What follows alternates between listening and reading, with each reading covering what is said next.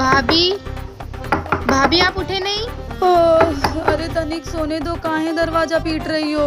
भाभी सुबह के 10 बज रहे और अभी तक सो रहे हो आप?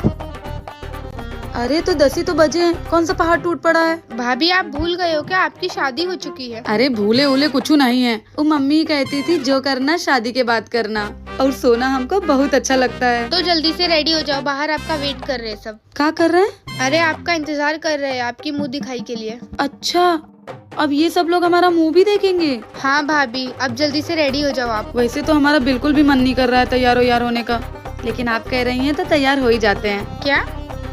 अच्छा सुनो ननद जी, गर्मी बहुत हो रही है, कोई हल्की सी साड़ी पहन ले। भाभी कोई अच्छी सी साड़ी पहनो आप। तो जो मम्मी महंगी वाली और भारी वाली साड़ी दी है ना, वही पहन लेंगे। टाइम पे बाहर आ जाओ, वैसे ही लेट हो गए हो। हाँ हाँ, तुम हमारी फिक्र ना करो, हम तैयार हो लेंगे।